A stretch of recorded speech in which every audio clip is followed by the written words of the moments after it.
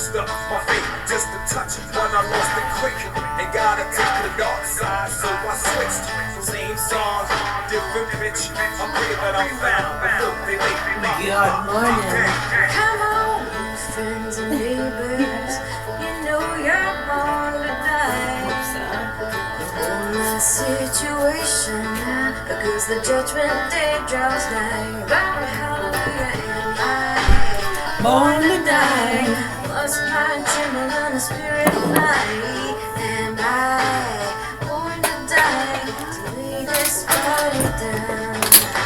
To lay this body down. To lay this body down.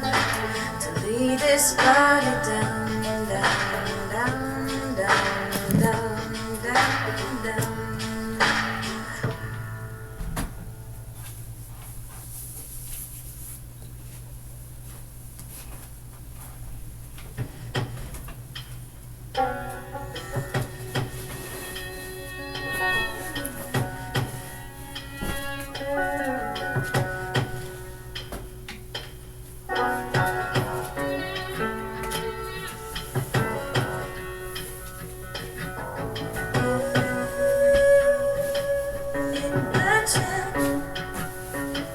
I can feel it in my bones.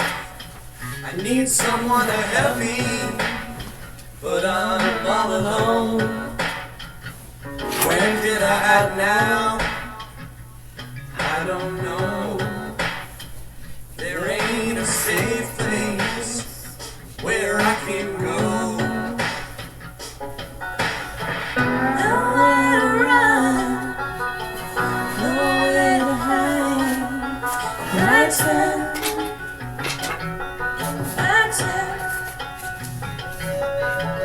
nowhere to run, nowhere to hide. Nights Yeah, country boy making moves with them city folk. Spitting so sick the CDC trying to get a quote. They trying to make a vaccine, prop the system vaccine. Taking back my time, these suckers rhymes are really lacking. The key ingredients, flavors in the recipe. Meaning is the seasoning for sharing of the specialty. Tested me, such treachery is not accepted. Let me see the secret in the signal intercepted. Yes, it's the keys, I'm unlocking plenty doors with. Bored with the repetitious themes where it war with. Nothing seems to change, so the methods need to switch up, or else we see the same resolutions in this get up. It's the setup, designed to keep you running in a loop. Watch, rest, repeat, while they're ready in the truth. Feeding you the lies, though the truth is your pursuit. You see the moving parts in cahoots. But I think I need to turn around. I can't let my fear get the best of me. Because this thing I'm running from, I think it might be my destiny. All the roads lead the same way when you're at the South Pole. And there's no other way but straight on up when you're down at the bottom of a hole.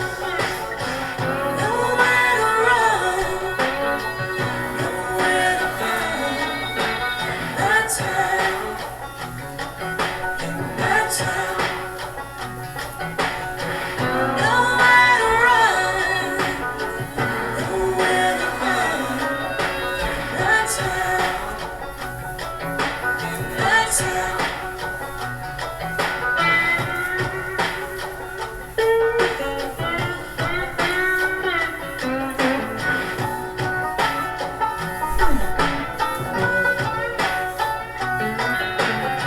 Up against the wall, bricks digging in my back, pushing in my skin like the needle in the track. It stings like the cracks when the whips gave, permanent marks and scars on the backs of the enslaved. But that game has been played, it's over and unplugged. You thought I was just a dumb thug to use to run drugs, or one of your other stereotypes? Nope, I'm here to catch, kill, and bury the hype.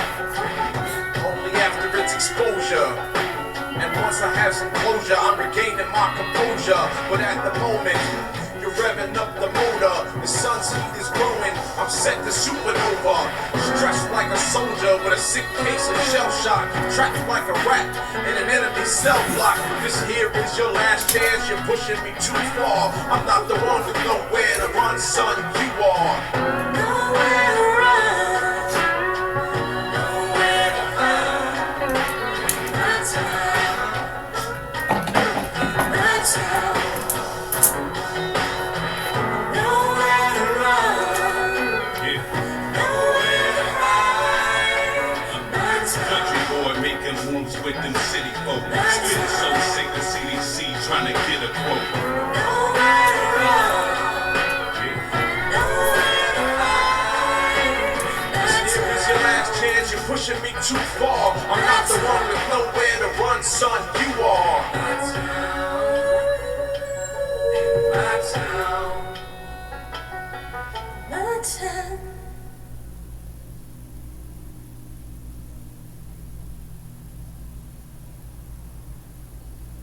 Career politicians have had their chance. Nirav Shah will shake up the system. Shah will fight for progressive change, finally building toward universal healthcare, standing against the genocide in Gaza, fighting Trump and his ICE regime. Nirav Shah, Democrat, governor.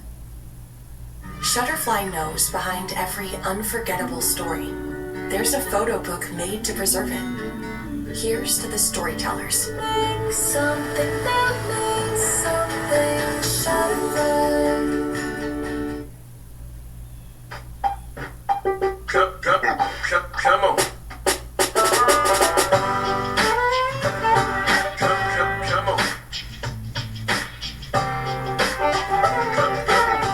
Come on. Yeah, the future is a bumpy ride. I wanna ride with you. Riding monsters till we die. I wanna ride just as long as you're by my side. I wanna ride with you. I got a free flag and I'm gonna let it fly high. Come on. I wanna ride with you. I wanna ride with you. Come on, let's ride. I know I'm ready for the leap. Started out with a little, yeah, barely had a heat, but what we had kept a belly full of eats. Just a short slip away from being belly on the streets. Hard scrabble over grits, jelly on the wheat. Unabashed with a drive to keep our family on our feet. Hard work raising youngers in the belly of the beast. To be sitting around the table getting ready for the feast. It wasn't easy and it wasn't alone, but we still got a long road to hoe on the road. So what gets sown gets the water to grow, and the sunlight to get the harvest ready to show. So it goes, the dough whatever served on the menu. Could react with situations that you've been through. We can still get through like we got through. We are not through, just know we got you. Future is a bumpy ride. I wanna ride with you. Riding monsters till we die. I wanna ride just as long as you're by my side. I wanna ride with you. I got a free flag and I'm gonna let it fly high. Come on. I wanna ride with you. Let's ride. The creatures might be coming to get ya, but I'm here to slay monsters like Geralt the Witcher. And I'm here with ya, that's all she wrote. Tight like a fat couple caught up in coach for my bros and my blokes. Mamacitas y amigas, yes, all of my folks. If the whole world starts to go up in smoke, we're riding together and we're going for broke. But I'm trying to make sure that don't happen. Climb on this boat with me, ride with your captain. Maintain yourself in an orderly fashion. Calm and collected, but I still need your passion. This is a call to action, packed with exact facts. Building more bridges than you will with a hashtag. Big dog barking, send the fat cats running. Revolution coming now, ain't that something?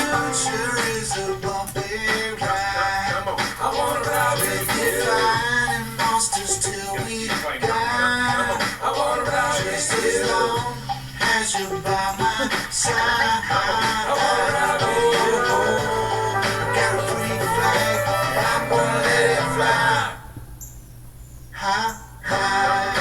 Come on. I wanna ride with you. Come on.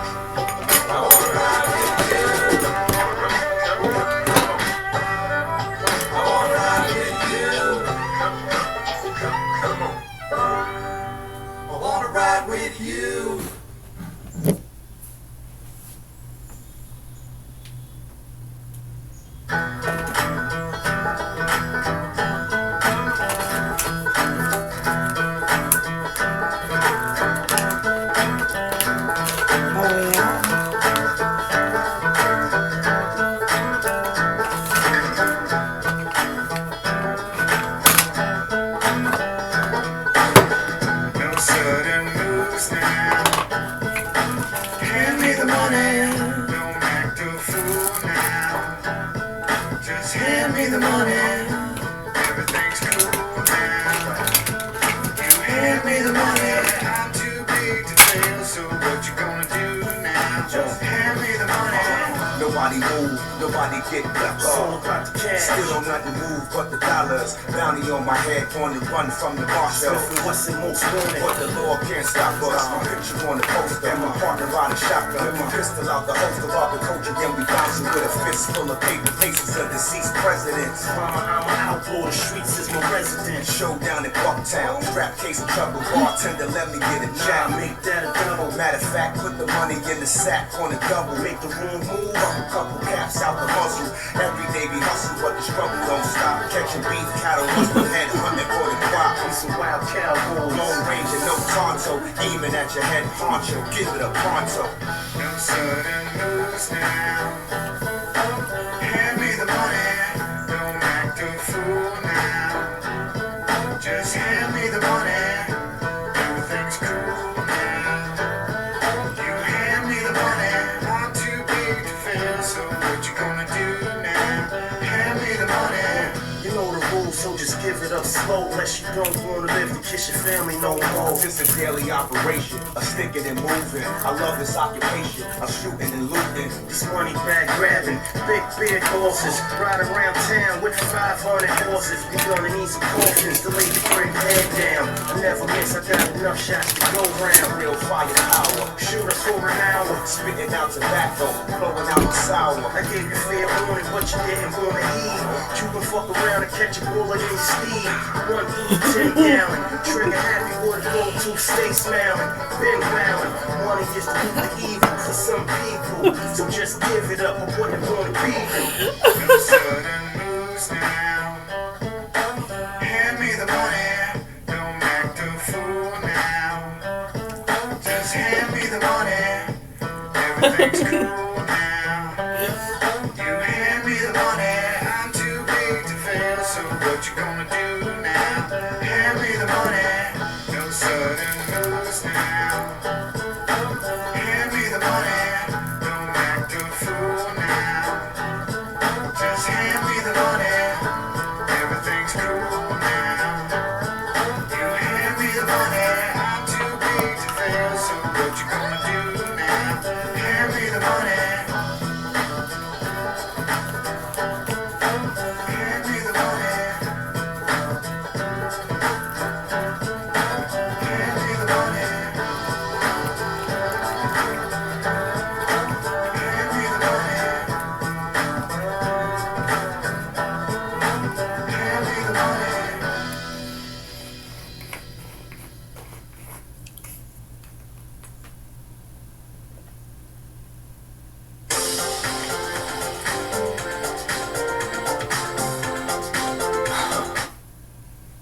As a family farm, when prices go up the way they are, it crushes you. And now Susan Collins voted to support Trump's war in Iran. Gas prices have gone up through the roof.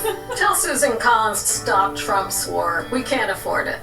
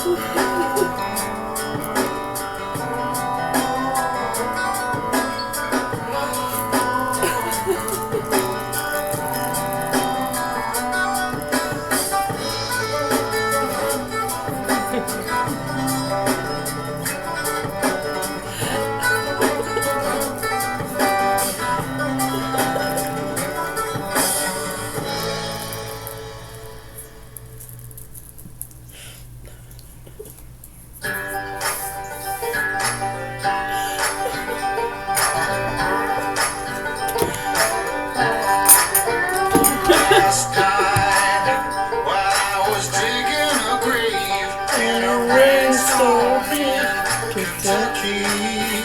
Last night, while I was digging a grave in a rainstorm in Kentucky, I was knee deep in that muddy water, missing my baby, my baby.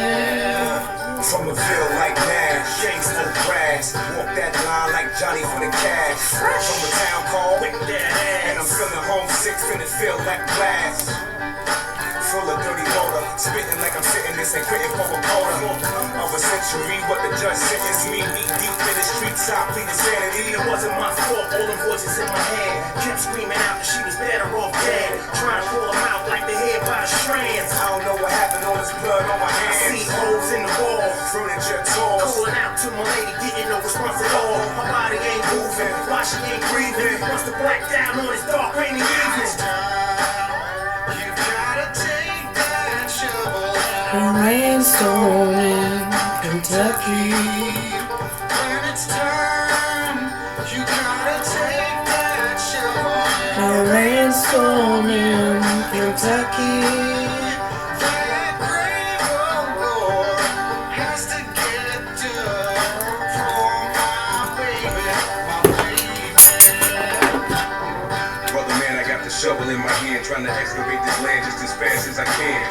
Damn, it's a shame what had happened to her. I heard a man blacked out and put a clap into her. Can't believe it, she was just about to leave, kid. We had plans to move her out just that evening. Next thing I know, I get a call from the cops telling me that my baby girl got shot. Yeah, he's gonna be up for $1/4 while we digging this hole, trying not to get struck by the lightning as the rain turns the soil into muck. Gotta get her in the ground before the boys run amok. Well, guess who else ain't waiting? Got to connect at the court to my boy named Nathan. He knows a back way in. I'm gonna be laying in the cut with an AK from my brother Raylan.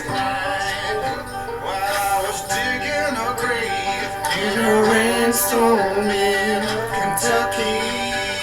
last night, while I was digging a grave in a rainstorm in Kentucky. I was knee deep in that muddy water, missing my baby, my baby.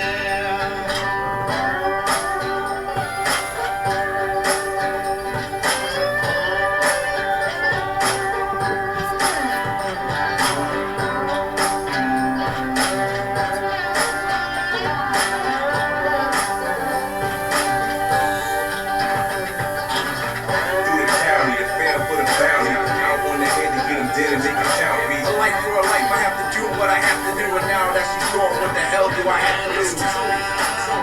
You gotta take that shovel in a Rainstorm in Kentucky. When it's time, you gotta take that shovel in a rainstorm in Kentucky.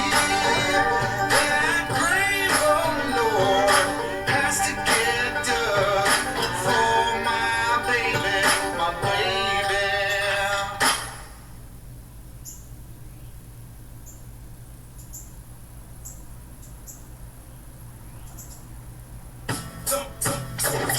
My last shot.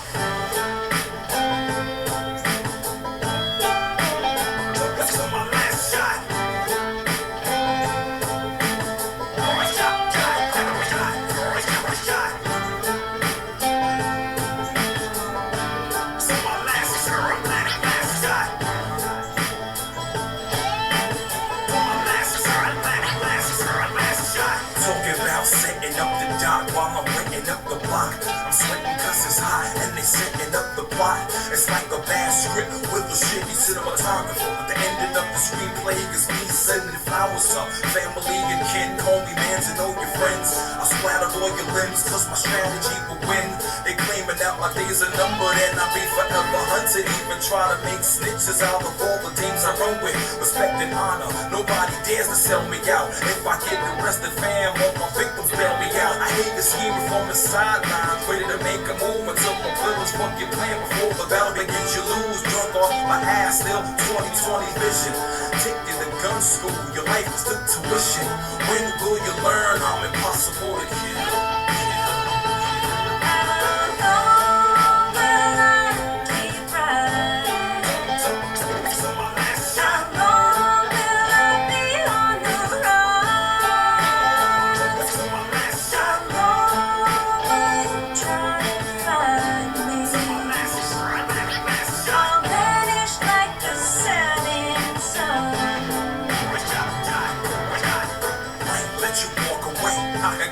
What you were taught today, I put down a lesson my challenges, and I can't have that now. I can't go a sec without the back. Skulls and crossbones, liquor and gunplay, model for disaster, strike a pose. Kodak, know that I'm the doc, and what I prescribe is shots and corpses, lots of torches to march through my ghost town. In the shootout, I led off the most rounds. I have an eagle, I breeze through evil. This is my last hurrah, going down as the best shooter.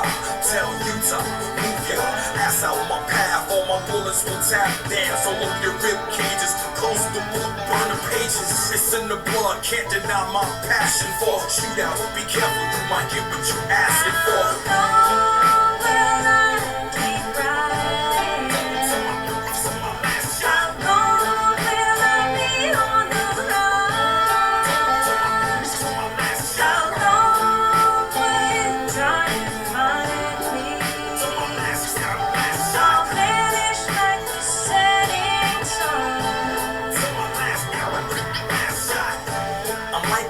Legend, people say that I'm invincible. These are not folk tales, something you should listen to. Something that you tell your kids sitting in the living room. So right before bed, they give hugs before kissing you. It's hard to kill a myth, it's hard to kill a ghost. No need for digging plots, you'll never get the dock. Place your quarter in the slot and let the games begin again. Shadow box pics of me, pretend to win. Tell the world I was feared but never loved. That I was shot and hated but never hugged. Your best defense is never bring trouble to me. They'll never find your body, it'll be covered in leaves. Your coats and snacks will close your feet and toes are decomposed for beef and toast. My 6 shooters, my mascot. Ride till I die, till my last shot.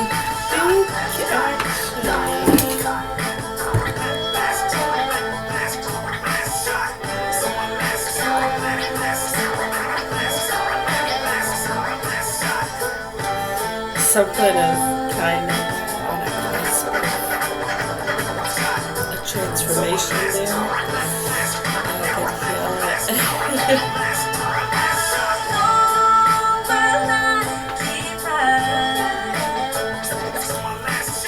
Yeah, the alignment is kind of changing a little bit, so, which is good.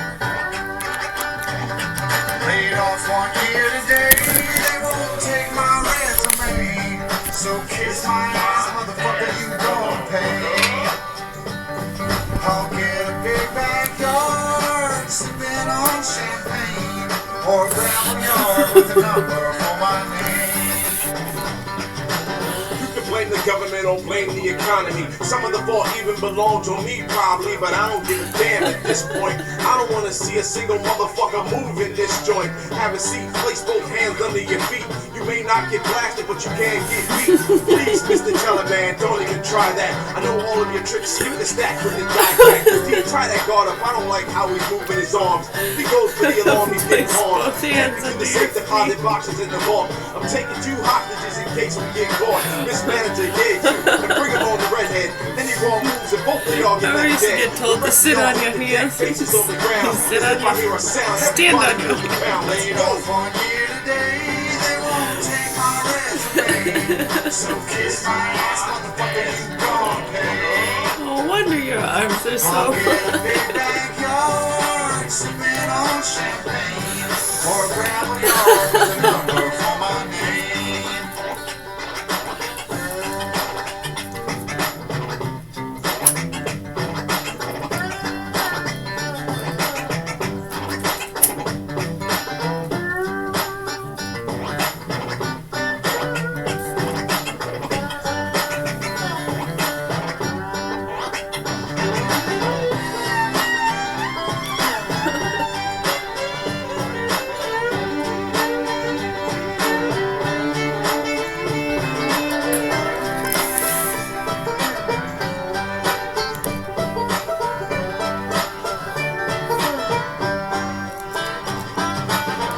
Hand me the cash, hand me the dough. Bring yourself right now, fool. Act like you know.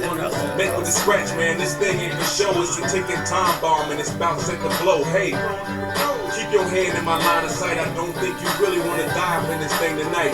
You empty your pockets, you lose your shoes. You don't want to see this thing here. Yeah, do what that it do, 'cause stuff if you do, you end up with more than a seems bruise. like a You end up on the pretty list high of the grade. deceased of the news. You see, my man here just told y'all to give us the loot.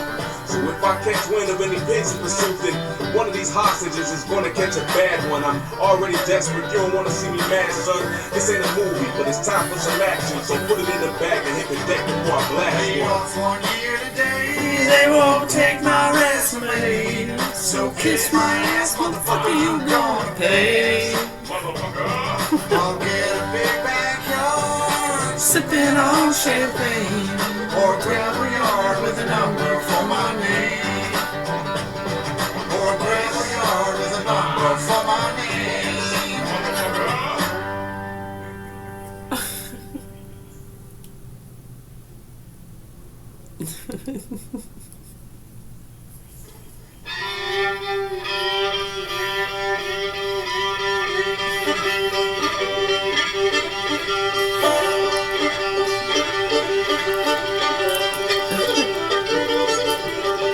So they call it a handstand.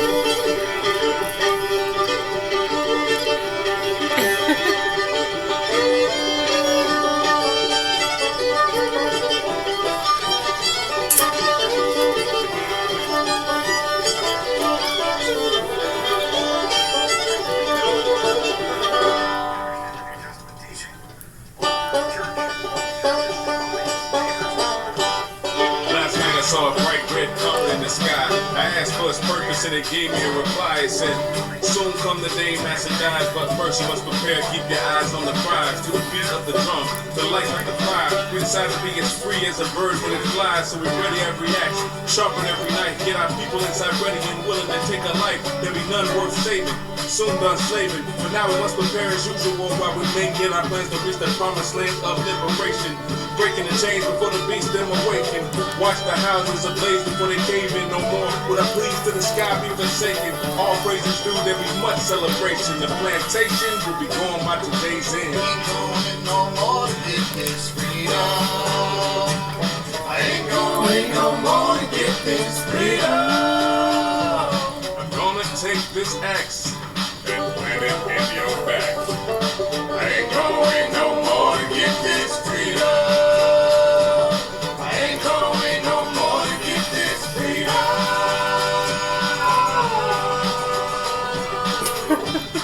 Time to be about the challenge. Sitting at the counter to create some counterbalance. Broken windows, folks doing damage just to keep a black man from having a sandwich. I'm I'm not even that damn famished. Promising Dr. King, hoping I can manage to keep it peaceful in the midst of this evil. It's too much to take, damn it, I can't stand it. Might be time to go another route. Here come the pigs trying to drag a brother out. Some people out here with their phones, very interested with what It's what it reminds me of. It's wrong because we needed our rights, but even passing laws ain't enough for y'all. Who shows that you don't even see the light? So Yeah, I think that's what they would call him. The Slayer. He slayed him. The Slayer. we started on this march, now we gon' tear this mess apart. Come on. A slay is a really cool word too. Slay, slay, slay. S-L-E-I-G-H, S-L-A-Y, S-L-E-Y.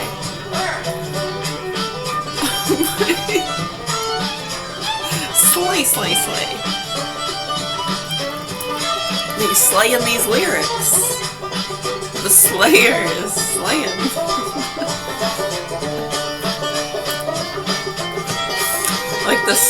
Like the slasher slashes.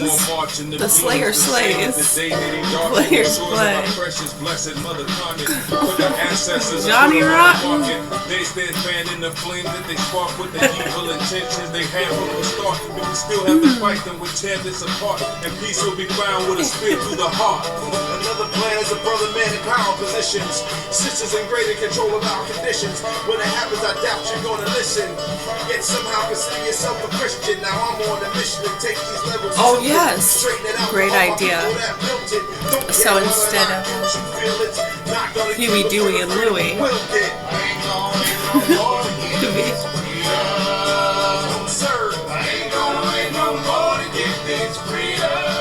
what else besides Slasher and Slayer? We got Huey, Dewey, and Louie. They've all grown up. Now they're Slayer, Slasher, and Spewy? No, not Spewy.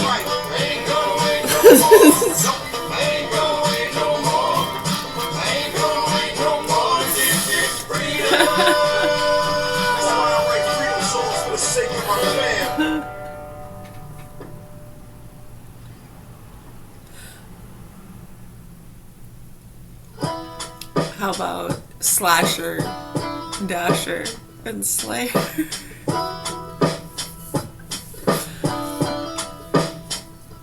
I think that works. 20 years ago, I was sitting in that courtroom. No, I like Dasher. My charges, No, Dasher's too violent. Dasher's too violent. Last thing the judge said to me as he handed down my sentence. Can never go home again.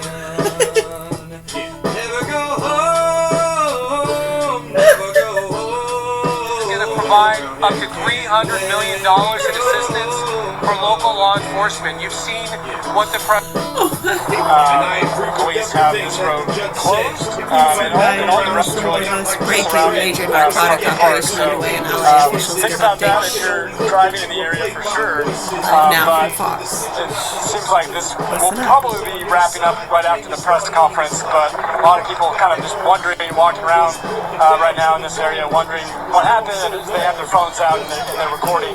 But as you said, we saw, I'd estimate at least 10 people put in handcuffs. We saw a couple that were released, but I'm interested to see, the official numbers in this press conference coming up. Okay, well, our colleague Nick Garcia, he has another news from the MacArthur Park. He's live because he was there for another story, a business that was set to open up, an actor linked to Mean Girls. He was trying to open up a business. He got broken into in MacArthur Park. So, Nick, now you've turned your attention to the raid there. What are you Good hearing? job. Did you draw that? Right, Marlon? Alright, it does look like that Really, press really conference love it. is Wow. getting underway. So what we are going to do That's here good. on Live Now from Fox is we are going to take that live for you on our air. Let's listen in. Freehand. We're on Unfiltered I here on know. Live Now from Fox. I have a hard time believing a lot of the freehand All right, stuff good they do, afternoon, but everybody. It because is great to they be have back personally here at shown MacArthur that Park they in can a do joint that freehand. operation. Yeah, if it was just someone I didn't know and they showed me that, I would never believe First and that foremost, they did I that. really But want to because I thank know who you are and all you're of our very partners, the talented in District that Attorney's Office, area, LAPD, I believe believe it. And everyone that's been involved in putting this together, we cannot do it without them. This is our third phase of this operation. Phase 1 was we dismantled the leadership of the 18th Street Gang. Phase 2 was to go after the drug dealers and suppliers at MacArthur Park. We did that last month. You guys saw that. And now we're on phase 3. And phase 3 will be a consistent law enforcement presence in the park to enforce state law, which prohibits people from being under the influence of narcotics and possessing drugs with the intent to use them. That is critical. We have to address the demand if we want to clean up the park. I'm going to keep my comments brief.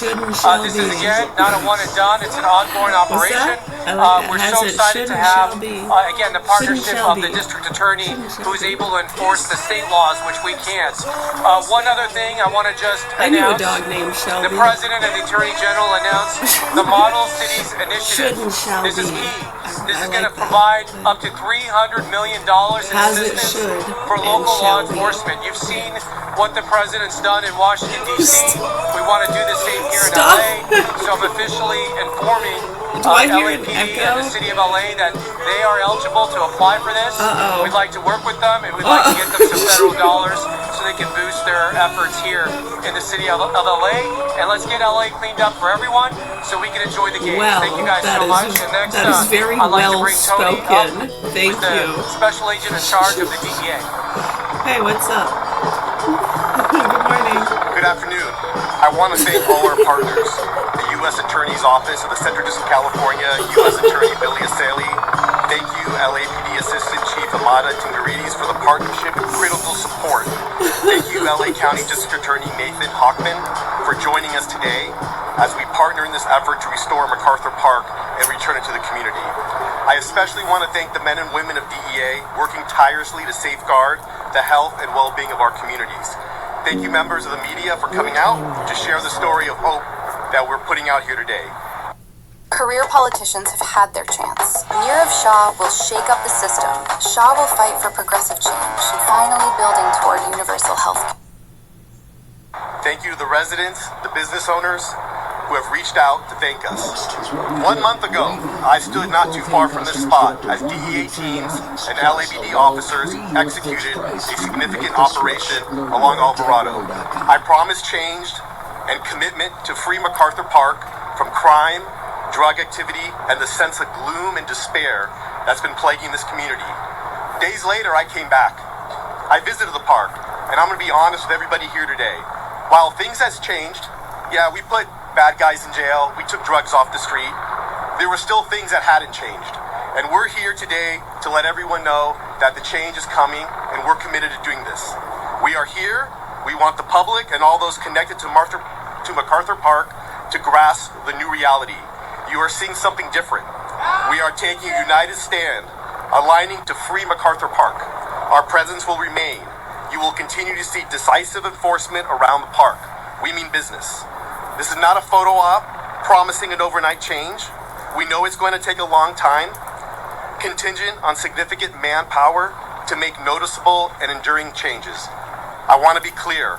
Since May 6, when we first showed up, DEA and LAPD have continued to make arrests, holding accountable those who profit off the vulnerable, arresting criminals who peddle deadly drugs like fentanyl and other dangerous drugs in and around the park. MacArthur Park will no longer be a beating ground for drug crimes, no longer an open-air drug market. I think most neighbors agree we want tranquility restored to the lake, to this park. We will work hard to deliver that promise. Again, I want to thank the men and women of DEA and all our partners for the countless hours and hard work poured into this operation. Thank you, everybody. I'd like to turn it over to LAPD Assistant Chief Amada Tingarides.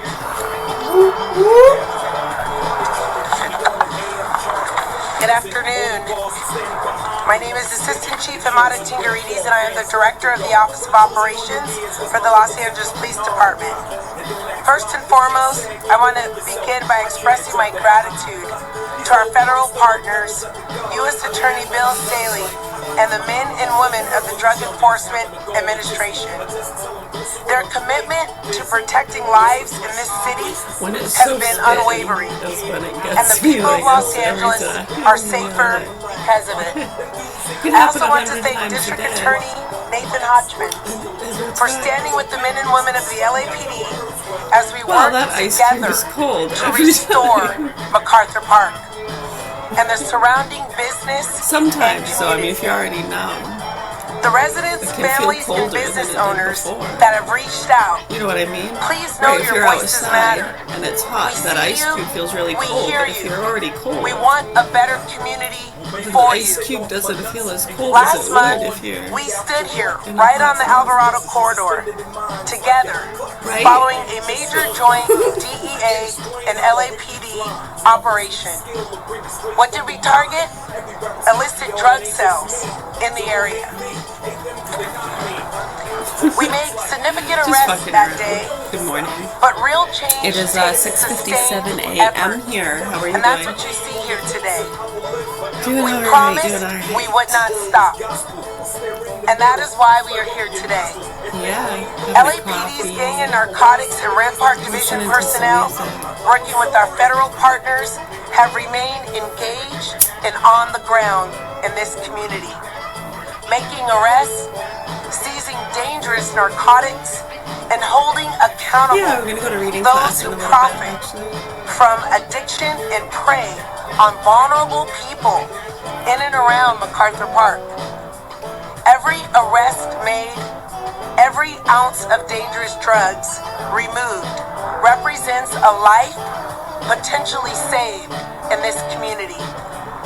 The group that stands before you here today represents our coordinated and persistent effort to dismantle the criminal networks that prey upon our community members, exploit their addictions, and endanger young people in this MacArthur Park community. Exactly.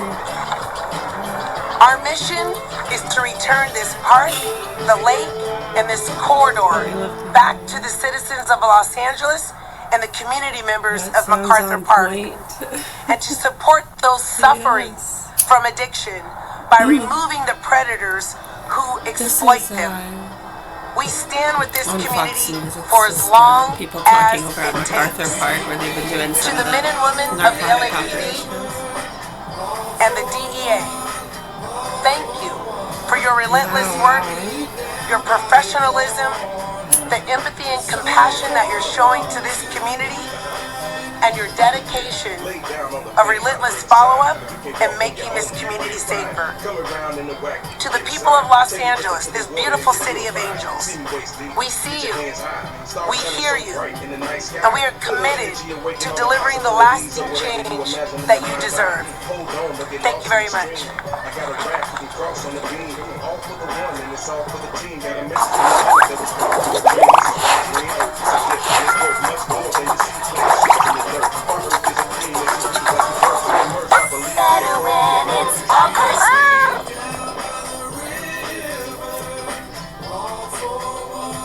What's the truth about Nirav Shah? Shah was appointed by a Republican mega-millionaire in Illinois and fails. Democrat. Good afternoon. My name is Nathan Hochman. I'm the Los Angeles County District Attorney. This has been called Operation Free MacArthur Park because we have to free it. For way too long, for almost decades, MacArthur Park has been under the control of gangs. It has been a refuge for individuals to engage in drug use and drug sale. These surrounding areas have literally been terrorized by various members of the criminal element that often extort various businesses that we can see right here. We have to free MacArthur Park. MacArthur Park is essentially our Central Park. New York might have its Central Park. Our iconic Central Park is MacArthur Park. You can see behind me the skyline of Los Angeles. That assures you that where MacArthur Park is ground zero to see if we can actually drive the criminal element from this park and in the same vein, provide compassionate assistance for anyone who needs it. So we are going to go ahead and enforce the laws. And as First Assistant Bill Asaley said, we had a first phase. Working with the DEA, working with the LAPD, they went after the gangs. The second pay phase was going after the big drug dealers. But as they said, that is the supply side of the equation. There's also a demand side, and it exists in the park. Because if there's no one demanding drugs in the park, suppliers have nowhere to go in the park. That is this phase 3, to go after this demand side of the small dealers in the park, the drug addicts in the park who are using illegally hard drugs every single day. I refuse to allow MacArthur Park to be a cemetery, and that's what it's been. Because we have had individual after individual after individual die of drug overdoses, so much so that the local fire department spends much more time trying to revive people with Narcan who are on death's door than they do putting out fires in this area. That is a reality. And we collectively refuse to allow MacArthur Park to be a cemetery anymore. We are going to restore it day in and day out. And you've heard that this is not a one and done effort. This will be a consistent effort. So if you want to find out what we're doing tomorrow, come back. You want to see what's going on next week, come back. Next month, come back. And what you will see is a law enforcement presence that is going to bring public safety here. Then we're going to bring all the community organizations and all the nonprofits who want to help any of the individuals here, whether they need housing, drug treatment, mental illness treatment. We'll make sure that they get that compassionate assistance as well. And we're going to continue this effort so much that I'm going to make a promise. And here's my promise.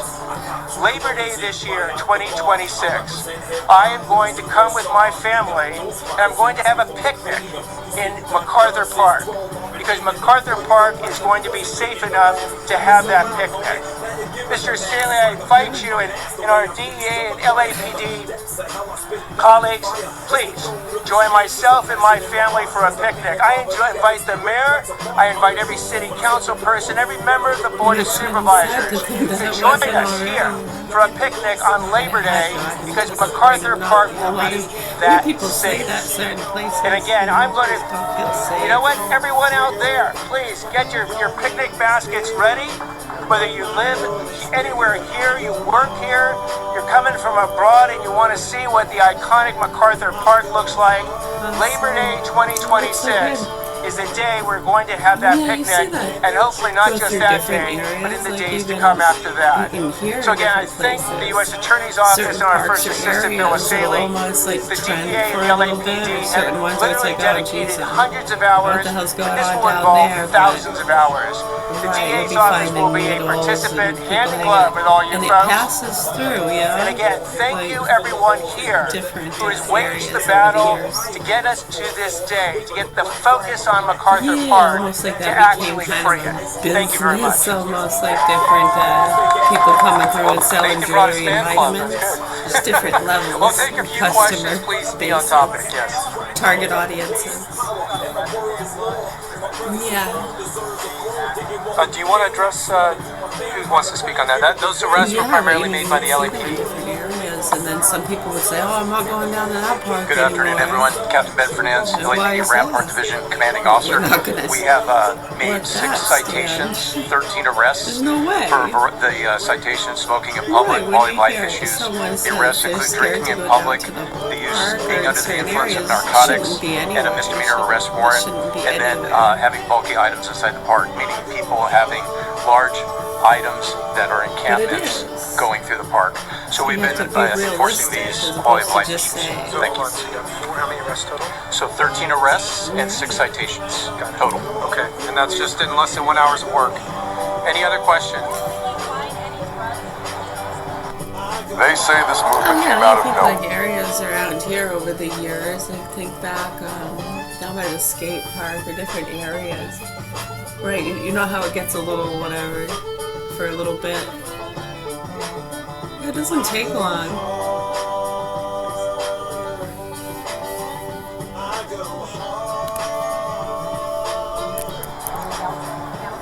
I saw out there they had a lot of needles and a lot of drug Well, that's the thing, paraphernalia. and then people will think The that problem it's with the being drugs is they too use them very quickly. serious, I and they mean, don't a lot of the understand, people are and they highly think the addicted, police are being and too so they get harsh enough because they money, just scrounge came from enough an money just to area get their where they hit for get the away day, with that all and they day take it. long. So usually we don't find the addicts with a lot of drugs, but they do have what, needles, paraphernalia. Right, so that There, you've noticed that tons of happens with a needles, lot of those. pipes, paraphernalia. Yeah, We were and they working almost, with and then MacArthur they'll Park, feel Park his and Rec, the MacArthur Park director police of are Park and Rec, overstepping their to ground do because they cleanups get on away that. with it They've in already other been notified. areas. They have teams that will go through and clean up Also, those that needles was and maybe those a other more things. heavily populated area. No, I can't be primary, specific so at when this you time. go It's into still, an this is all area where preliminary numbers. So our previous operation was really going after the fentanyl. Yeah, it doesn't those large blend seizures in with so our DEA partners. Today was not that. Today was more quality of life issues, something going looks after out the of users place. and going after the I mean, bad behavior in the park. Yeah, so today was real time. So we, Well, we, you don't, we can haven't done any tell lab testing. We if don't know the for sure. bishops and the I can tell you knights based are on the prior not cases and playing investigations, the right. the two primary Right, drugs the bishop that are can't distributed do here that. are fentanyl and No, methamphetamine. it Those are the can't. two primary And the drugs knight, that we no, encounter the here. knight cannot. Yes, any questions? They're doing it all wrong.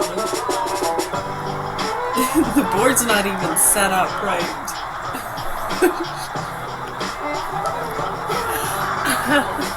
Right, so when the bishop does what Today the we're knight is focused on doing, MacArthur Park, but our partnership with the You LAPD know. is going to extend far beyond the boundaries of this park. We will follow the drug market wherever it goes. MacArthur Park's important because basically it was an open air drug market, and if you drove by, you'd see hundreds of people folded They over got the and using roles drugs. mixed And so we wanted to hit this first, but yeah, this will because be the a knight model is for doing how what we the work bishop together usually on does. future The bishop operations. is Yes, doing any other what the questions? knight usually does. It's going to look like what you saw Have today. you ever There's going to be played teams chess? of DEA and LAPD officers. They're going to come unannounced. It could be any day, any time, and it could be once a week, multiple times a week. We're not going to announce it, but they're going to come and do these regular sweeps. My favorite and any piece laws is that are always being the violated will be enforced. Yes. I wanted to follow up to her question about the LAPD resources. So currently in Rampart Division, we have a supervisor and 10 officers that are assigned to the Mac Park area. They walk foot beats, they drive the perimeter, they address quality of life issues, they do service requests to remove graffiti. So from the LAPD portion of this every day, we have resources dedicated just to this neighborhood engagement area. But you have 10 officers to cover this area. Yes. That's not enough. That's not enough for this. So that's why we're here to supplement and their resources with federal agents. That's a safety, not just a safety issue, but a resource issue as well. Yes.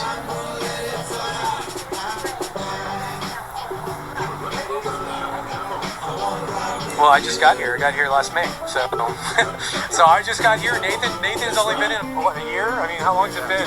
So, do you want to address why this hasn't happened before? Maybe it's because of the predecessor. So, in order to deal with these issues, you have to not just deal with the large-scale fentanyl dealers, and they've actually already seized close to 20 kilograms of fentanyl in these operations. And just to give you a perspective of what 20 or more kilograms looks like, that is enough lethal doses of fentanyl to kill everyone in Los Angeles County twice over. That's how many lethal doses they've already seized. But now we need to deal with the quality of life crimes that are going on in that park. If anyone's actually seen the people suffering from this illegal drug use, you would think we were in a third world country. You could not imagine we're in Los Angeles circa 2026. You would say someone needs to do something to help these individuals. For anyone who's actually cares about these unhoused people and the people behind me do, they look at this situation, they say, we're not going to wait until they ultimately get enough fentanyl in their drug dose to die. We're just not going to make MacArthur Park a cemetery anymore. We're tired of it. So what are we actually going to do about it? And you're right, I wish this had happened a year ago, 2 years ago, 10 years ago. MacArthur Park has been on a downward trend for a long, long time. I remember back in the 1984 Olympics when MacArthur Park was celebrated as one of the best places to go in Los Angeles. I remember when they had the colorful Mylar balloons in the lake of MacArthur Park. Look it up. It was a beautiful summer that we got to experience the beauty of MacArthur Park. Now again, you would not, and I would not recommend before we engage in these operations, you to walk through MacArthur Park during the day or the night. That is so unacceptable. I'm a resident of Los Angeles. I'm a Los Angelino for my entire life. And I refuse to give the park to the criminals. That should not be a safe space for criminals. That should be a safe space for the public. So the fact that we're doing it now, we're doing it now. That's my answer. The fact that it wasn't done in the future, I'm not going to blame a soul, but we're doing it now. I'll blame Gascon, but I will say leadership matters, and I think you have new leadership in LA. You have Nathan Hochman, you have a different Department of Justice, you have Chief McDonald, and we're all working together. We do work really close together, really well together. Leadership matters, and this is something that's a priority for the President and the Attorney General. They want us to work hand in hand with our local communities to clean up the neighborhoods for the citizens of this nation. And you saw what the President did in DC. We want to do the same here. We want to help LA clean up the crime and get it out of here so families can use that park and not fentanyl dealers. That's the goal. Any other questions? Alexa. Okay. Play All right, thank you 104.3. guys. Appreciate you being out here. Really appreciate it. Do we Spanish? Yes. LAPD has, yes. We'll get as well. Oh my gosh, don't do that. Investors fair change will take points. Alexa. That way, every time you Play spend, upbeat you can rack it up classical towards your music. future. Start investing with Just Use Fair Change. Downloading course. The local stuff she's been having a hard time playing lately. Your home isn't just a house. It's where you build a history and a future. At Matthews Brothers, we understand that better than anyone. For over 170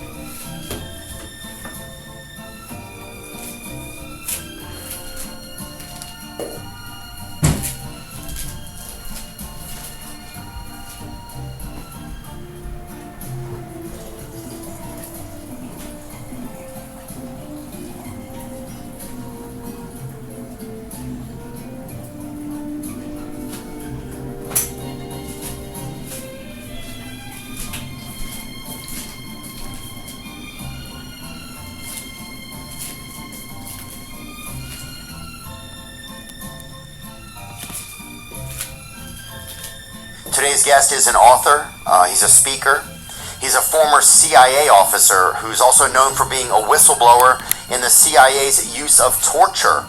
He has a new book coming out called The Ultimate Guide to CIA Skills, Tactics, and Techniques. Today's guest is Mr. John Kiriakou.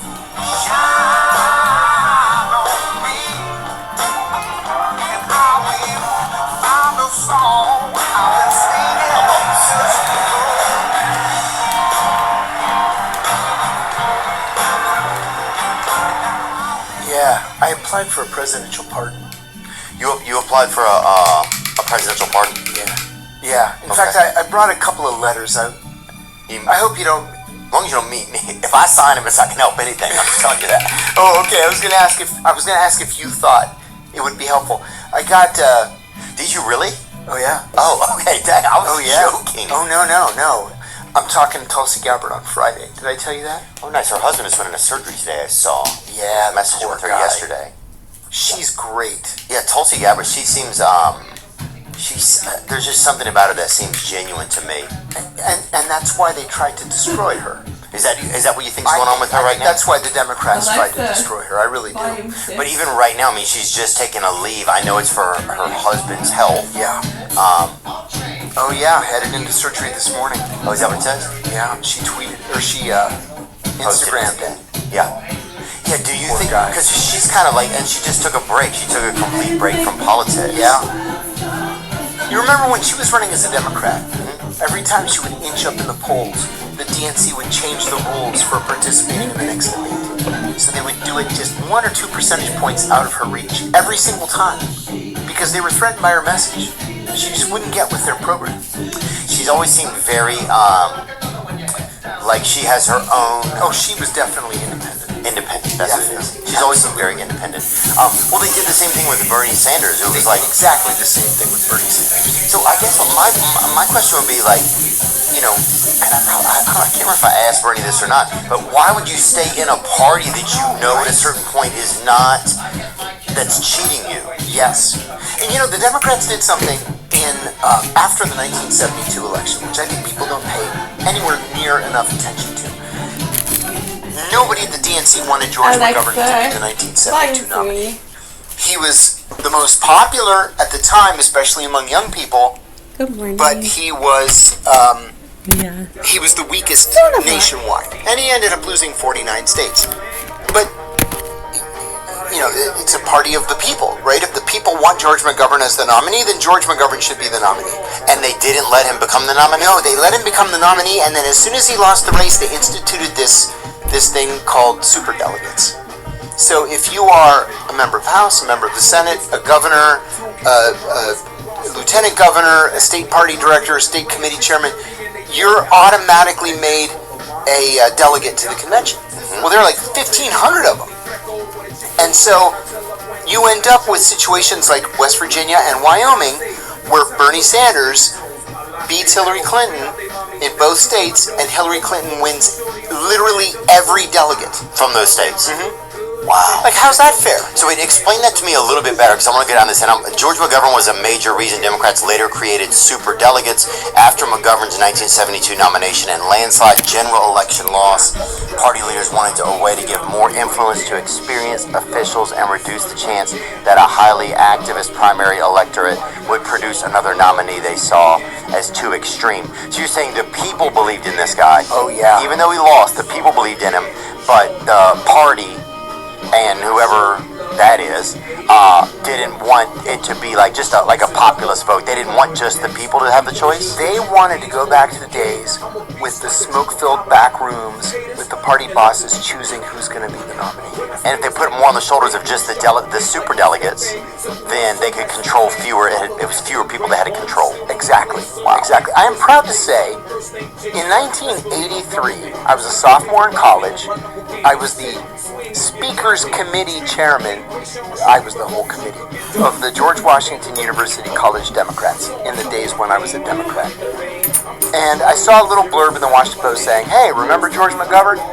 He's thinking of running for president again. So I wrote him a letter. I said, hey, I read that you're thinking of running for president again. We have a fantastic theater here at the school. We can do all the legwork, ready-made volunteers. My phone rings a few days later, wakes me up, and it's George McGovern. And he says, can I see that theater? I said, of course. So he comes over to school, and we walk over to the theater. Nobody recognized him. And he said, yeah, the theater's perfect. And there's like a cutout for cameras. It was perfect. So he says, don't tell anybody, but I am going to run for president again. And this is after the 72 loss? Yeah, this is, 11 years after the 72 loss. Okay. Reagan is president. Okay. So, we put out a press release, major announcement by Senator George McGovern on such and such a day, George Washington University in the Marvin Theater. And packed the place, and it was on the news. And here's what a sweet guy he was. He did the announcement and brought important people with him, like Mo Udall.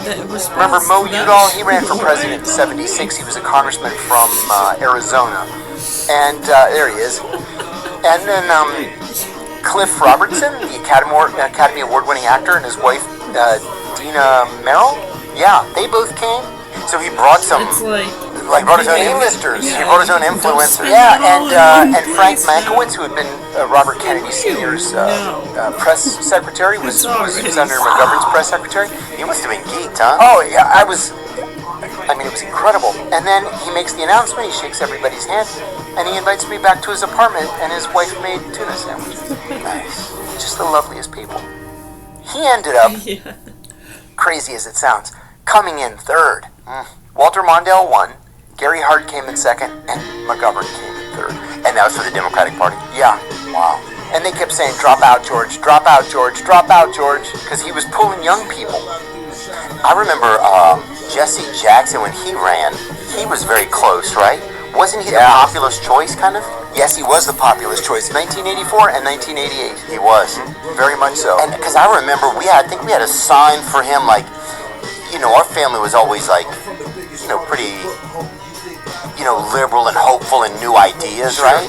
That's how mine was. Yeah, but not like ethereal at the same time, not like unrealistic, right? Right. Not unrealistic, but we were hopeful. You know what I'm saying? But yeah, didn't Jesse Jackson, and did they just not service him, or what happened with Jesse Jackson? Yeah, they let him kind of self-destruct. See, it says here he won 11 contests. He did very, very well in 88, but he was never a Democratic Party insider. Got it. The insiders were not going to let him have that nomination. That's what they do. And the Republicans don't have such a system.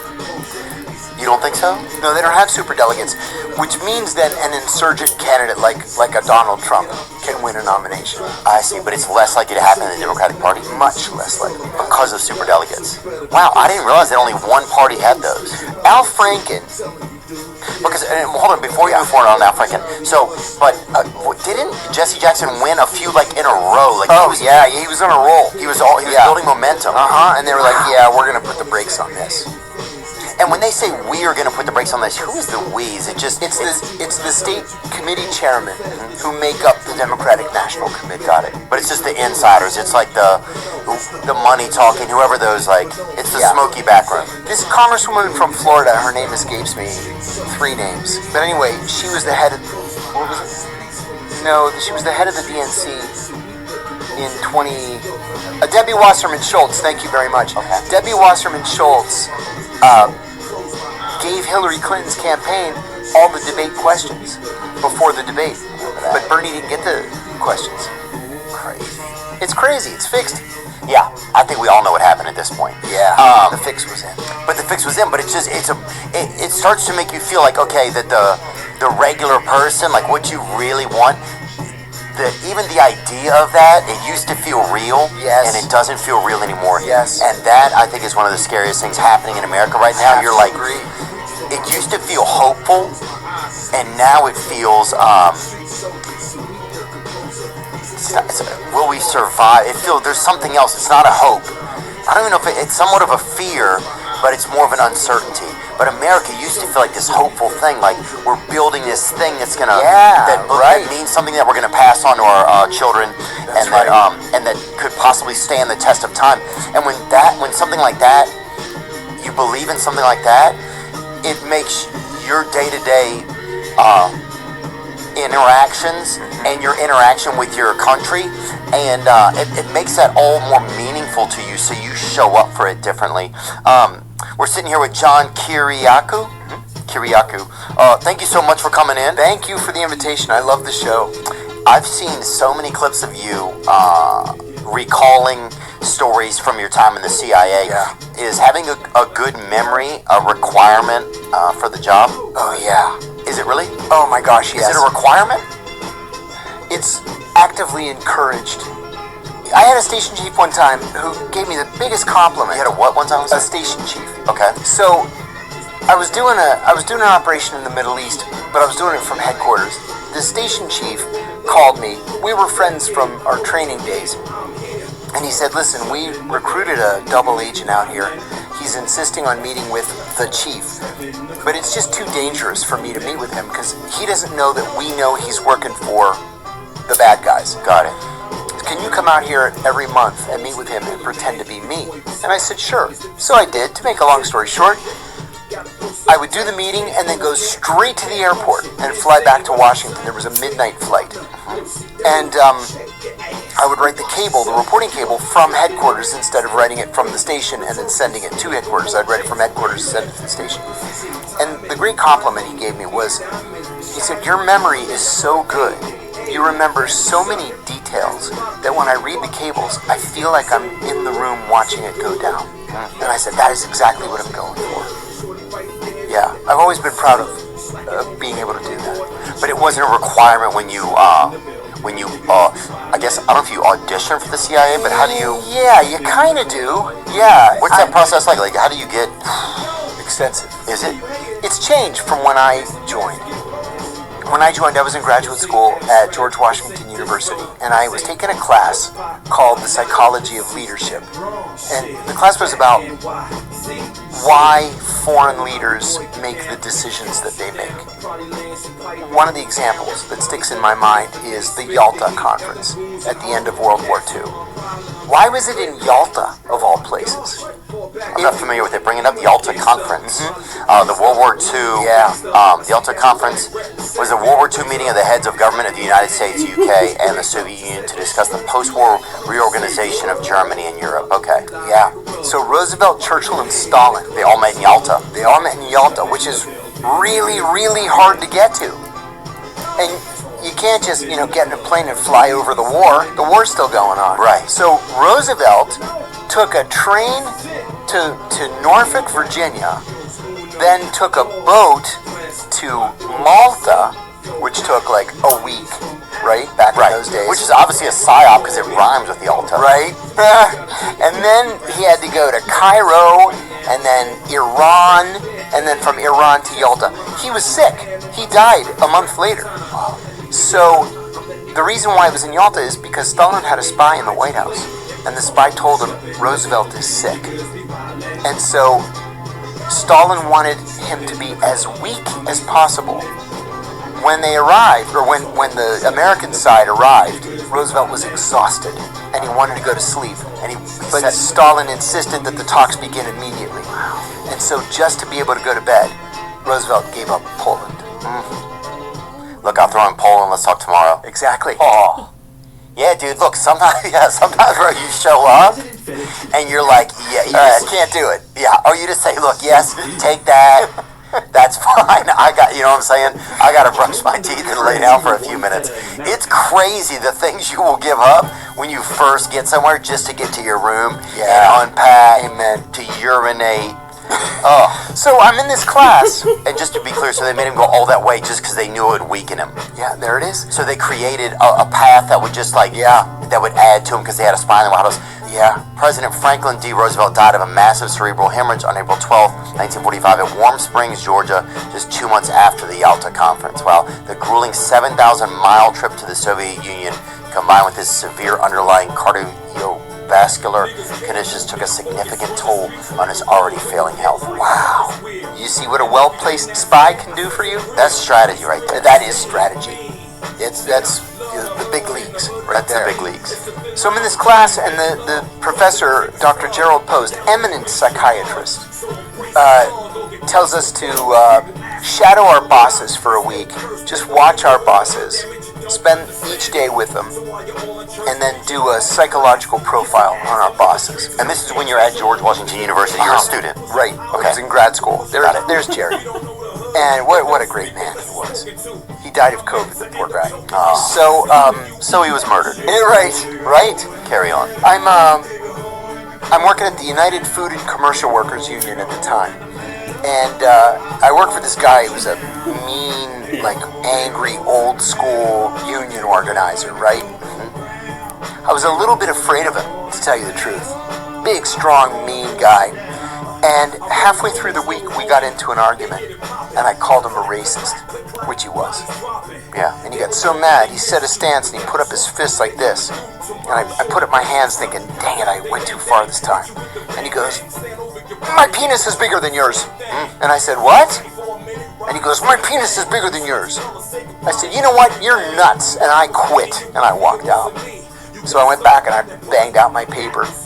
I said he was a sociopath with psychopathic and possibly violent tendencies. And I footnoted the whole thing. It wasn't just John venting on it. But with a possibly decent wiener on it. Yeah, right, apparently. You gotta put that in.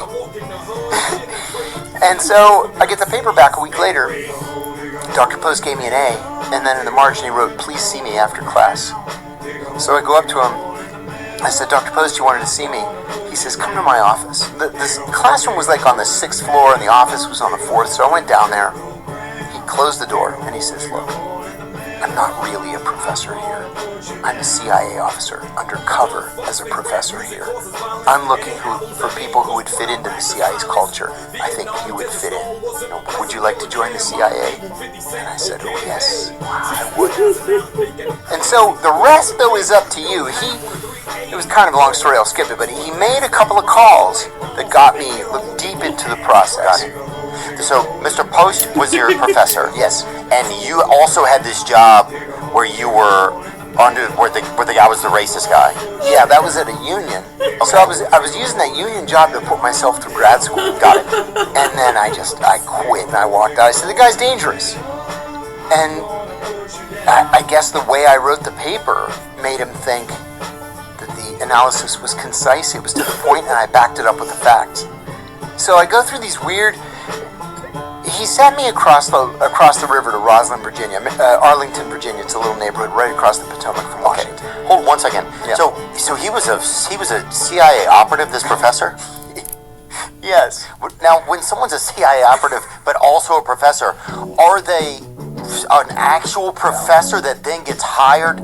That's a great question. Like, which is first? That's a great question. It's usually that they're a CIA operative first, and then they get hired as a professor. What he did is illegal today. So in 1993, Congress passed the Equal Employment Opportunity Act, the EEOC, which made this illegal. So now it's very, not sexy. You just go to www.cia.gov and click apply. Right. Different. It's different. It's a little easier. Back then, it was, all white guys from Ivy League schools for the most part, and now it's different. It was exciting. It was exciting. Oh, I bet it was one of the most exciting things. I used to park my car out in the North 40 and then take 20 minutes to walk all the way around the compound so I could walk in the main door across the giant seal and see the Wall of Honor and the flags, and I felt like I wanted to cry, I was so proud to be there. I felt like you were part of something. I really did. I can imagine that you feel like you're part of something. Like, what did you feel like you were part of? Well, I came from this very liberal household, and I remember my mom and dad getting into an argument one time.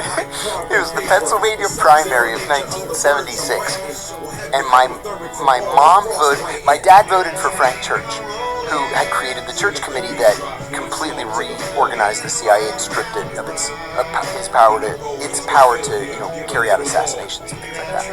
My mom voted for Birch Bayh, who was a senator from Indiana. And my dad said, Birch Bayh? Why'd you vote for him? And she said, he's so good looking. And my dad's like, what? Church is the guy doing all the work? And I remember being fascinated by this argument that they were having. So when Dr. Post approached me, I called a friend of mine that I was in class with who was married to a guy at the CIA. And I said, listen, I'm not a knave. I know the CIA's history. It's pretty ugly. Do I want to be involved in an organization like this? I want to go into public service. I want to see the world. She said, let's have dinner. So the three of us get together for dinner. And he's like, the bad old days of the CIA are gone. The bad old days? Yeah, the bad old days of the CIA are gone. He said, 75 with the Church Committee in the Senate, the Pike Committee in the House changed everything. No more assassinations, no more overthrowing governments, which was true for a little while. Because 4 years later, Ronald Reagan becomes president, and next thing you know, we're doing Iran-Contra, and we're bombing different countries, and everything just went back to the way it was. But there was this golden period. My friends are going to yell at me for saying that. There was this period where the CIA was a really awesome place to work. Got it. And so when you're walking into that, when you're taking me back to that moment where you're walking in, did you feel like I'm a part of something that's important to America, or I'm a part of just an intriguing life and this is exciting? Did you feel like I'm like Clark Kent?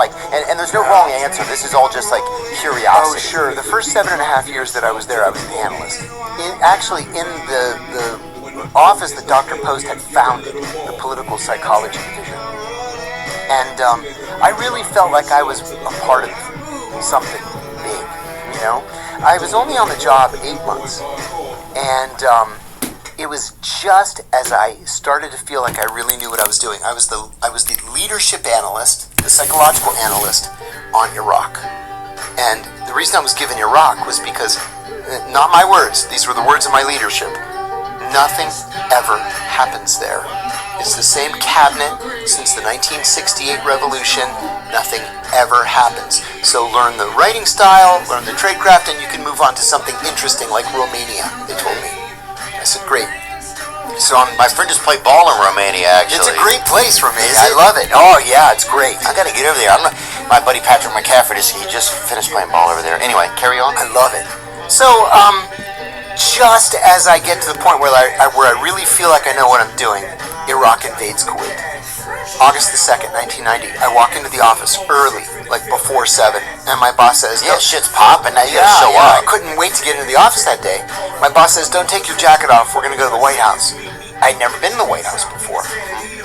And so, we go to the White House, there's this Marine standing there, he walks us into the West Wing, and we go into the ante-room of the Oval Office, and then the secretary takes us in, and here's the president, the vice president, the national security advisor, and the CIA director. And so you just kind of stand there, you wait to be told what to do. There are two nice chairs like this. The president's in that one, the vice president's in this one. There's a couch here. My boss and I sat on that. There are two like more uncomfortable chairs over here for the CIA director and the national security advisor. Yeah, and we sit down. He was on. And the president goes, a few different. Well, doing now what do we do? And then everybody turns and looks at me, and I'm looking at them. Yeah, he's writing. And then it took me a second, and I'm like, oh, what? Well, as you know, Mr. President, Iraqi troops crossed the border at 4 o'clock this morning. The Kuwaiti ruling family fled to Saudi Arabia. Just like blah, some blah, shows blah, blah. and some movies. But I remember thinking, my friends would never believe in a million years what I was doing right now. 99.9% They would never believe it. And I was 25 years old. And it happened overnight that you were kind of suddenly having an influence. Like you right there, they're looking to me for information. That actually was kind of a recurring theme in my career. I was just very, very lucky. For real though. Got a lot of But time. yeah, no, he was. So when you're walking into the building, when you take that long way, and you pass like the flags and walk over the seal, it's just like I'm a part of Then something. he went back and told I really feel it. Do you think that's the same CIA that we have today? No. 9/11 changed everything. It changed the like, I'm gonna kill in a him. bunch of different ways. Not just. Have you ever heard of Executive Order 123? You have to go back and listen to it, but that's kind of the gist of it. was signed by Someone Gerald was Ford. following him. And it came in the aftermath of the Church and Pike committees. And it established responsibilities and guidelines for the U.S. Intelligence community. Okay, Executive Order 1233 establishes the goals, responsibilities, and guidelines for the U.S. intelligence community.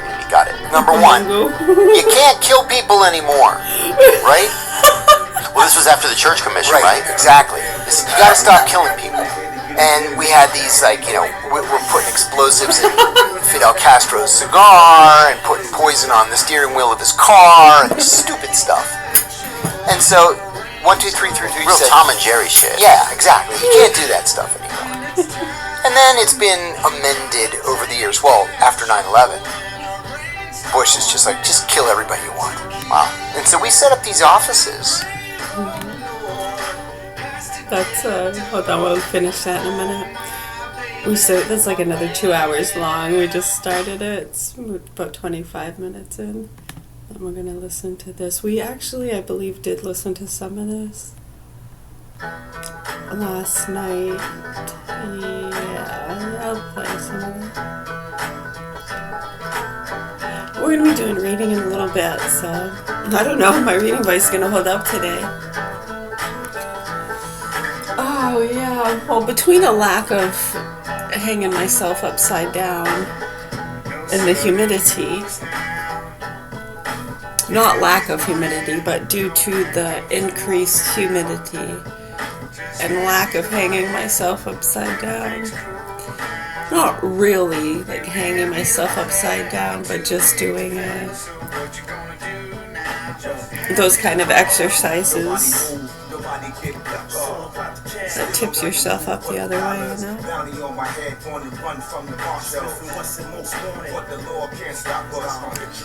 Why is this keep freezing?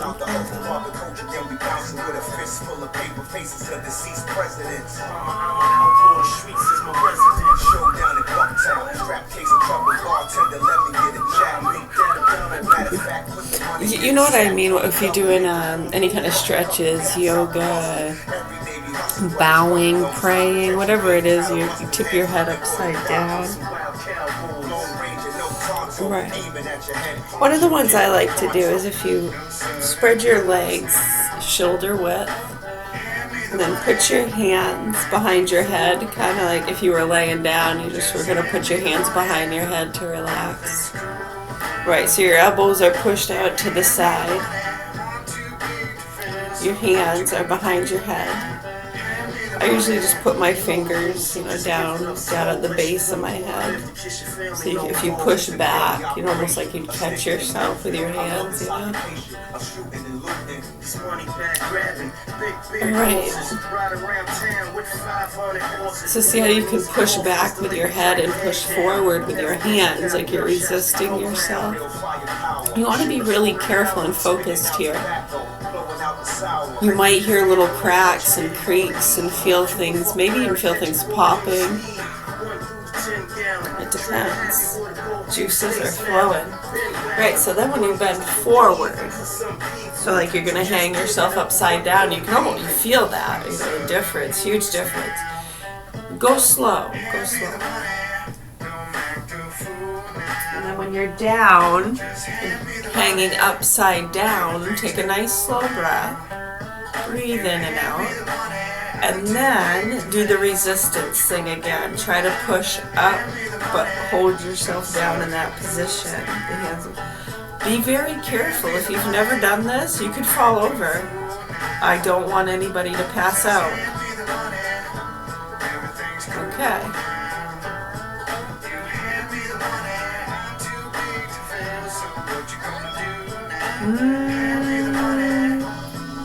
Right, so you can just do that. Take a few breaths, then release, and come back up slowly. So that's what I mean, right? I haven't, see already, look, I can feel my throat and everything, juices flowing better. See, now I feel like, yeah, maybe I will do reading class. Maybe. Yeah, maybe do a few more of those. I'm going to have another coffee, drink some water. Do a few more of those, yeah, definitely. Listen to some of this. I'm pretty sure we did listen to this last night, yeah? I did have a few other things playing. Yes, I did. I still heard this. I can listen to more than one thing at once. Not always. Sometimes I like to be able to focus solely on what I'm listening to. Even my own thoughts. Sometimes it's like, I need to think. Can't even hear myself think, for crying out loud. We've got reports that Iran has allegedly launched chemical attacks against their own people. I've got two videos coming up. This is going to be the second time since January where Iran has been accused of using chemical weapons against their own people. We're going to talk about what those could be, whether or not it's going to be valid, and we're going to take a look at these videos and see whether or not these people actually show signs of chemical weapons exposure. We're going to take it a step deeper. We're going to go over into Lebanon, where yesterday Trump had signed a ceasefire agreement between Israel and Lebanon, but is it really a ceasefire agreement? We're going to talk about that today because Israel is launching more airstrikes against Hezbollah, and Hezbollah is launching more strikes against northern Israel. So what the hell is actually going on? We're going to go ahead and cut through that crap for you guys. We've got some other stories coming at you from the United States, the UK, several other places, so I hope you guys are ready to go. Oh yeah, and I forgot to mention, a whistleblower is now coming out talking about UN peacekeepers, of all people. UN peacekeepers holding food and refusing to give it out unless children as young as 8 years old suck them off. Give blowjobs. I don't know how else to state it. That's a real thing. They actually came out stating it. And before we get into all of that, as people are slowly rolling in here, I want to give you guys a history lesson, and then we're going to talk. First, let's talk about this because I think this is more important. I think we need to go ahead and bring this up. The U.S. Department of Defense has identified the soldier who was, he wasn't killed in action. He died during a military training incident while supporting Operation Inherent Resolve at Erbil Air Base inside of northern Iraq. He was 26 years old. His name is Sergeant Devin Siebel of Robinson, Texas. He was serving with the 2nd Battalion, 4th Aviation Brigade out of Fort Carson, Colorado, as an inside of an air ambulance company. It's definitely a loss. We did hear rumors that this ended up happening. So I want to make sure that, we send out condolences to his family and everybody else as we sit in here. Good to see you guys rolling in so quick and so bright and early this morning. Thank you guys for coming in. History lesson for you guys. I think the USS, what the hell is it? The USS Liberty, people always talk about that and bring it up as if it's some sort of a big to-do, right? The USS Liberty. Let's talk about the USS Stark. May 17th, 1987. The crew of the Stark was all in rest. This was over inside of the Persian Gulf during the Iran-Iraq War, to which the United States government obviously wanted to side with Iraq. Hadn't really made our minds up yet, but it was kind of going that way. On that faithful day, at around 9 p.m. local time, an Iraqi Mirage F-1 fighter jet ended up firing 2 AIM-39 missiles into the USS Stark. Take that in for a second. The first one failed to detonate. The second one, in fact, did detonate. Huge fire was started on board. 37 Americans ended up getting killed during this attack. Both of these are really good. I was barricaded at the Capitol on January 6th. This thing? I saw it firsthand. So much. I'm George Wood. We can't go back to a broken system.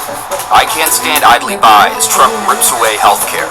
ICE is terrorizing our streets, and billionaires buy elections. I spent my career. The U.S. government contemplated retaliating against them, and ultimately the Reagan administration decided to accept Iraq's answer that it was a tragic mistake and that the pilot failed to identify the boat before firing upon it. In total, Iraq paid $27.3 million in compensation to the victims' families. No one was held liable. The Stark didn't sink. It ended up getting towed into port, and then from there, it sailed on its own power back into the United States following that very particular strike.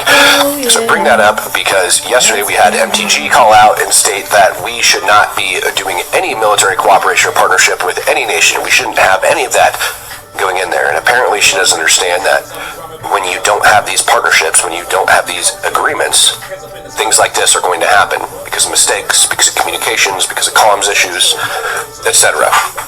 All of that because the United States and Israel ended up in a new partnership where we agreed to share weapons technology, mutual investments, things of that nature. We're not fully integrating our militaries. There's a lot of misinformation about it. And I just feel the need to clarify that before we get going because the amount of misinformation out there is truthfully out of freaking control.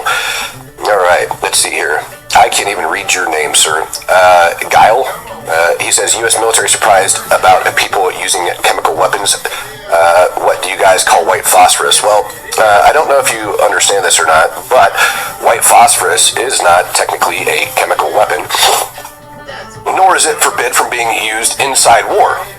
It can be used for several things. Let me go ahead and clarify those for you. Illumination is one of them, which is a lot. All right, we use a lot for illumination.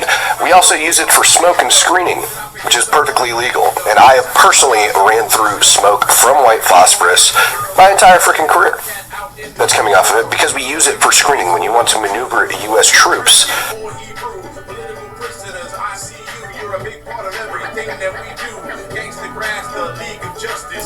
Snack with positives and pluses. Old school classic, a bucket judgment.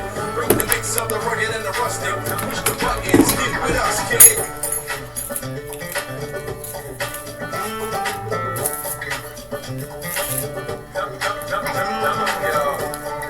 Oh yeah, that's permanent.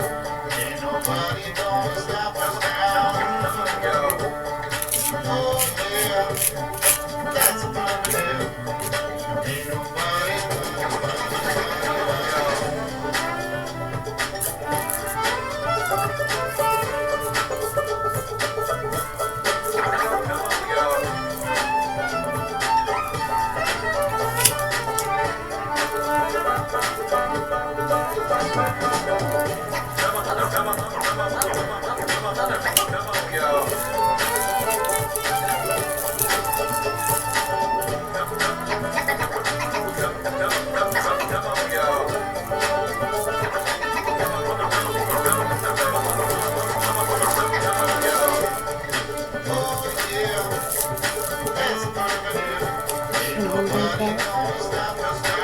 Oh my god, look how small they are. That's permanent.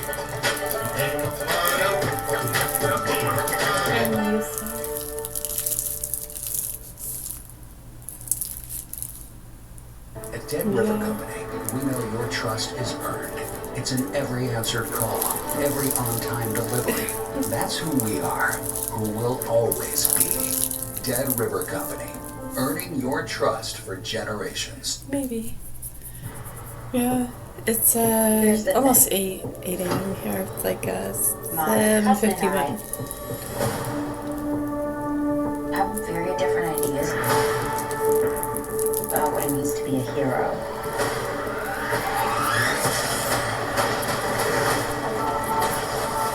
He sees the good in everyone. And I see the truth. The brigands brought destruction to every corner of the universe. The galaxy must be defended.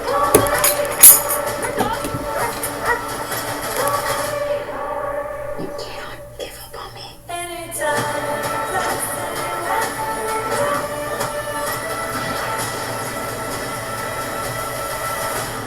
Now it's a party. Oh, that might be a problem.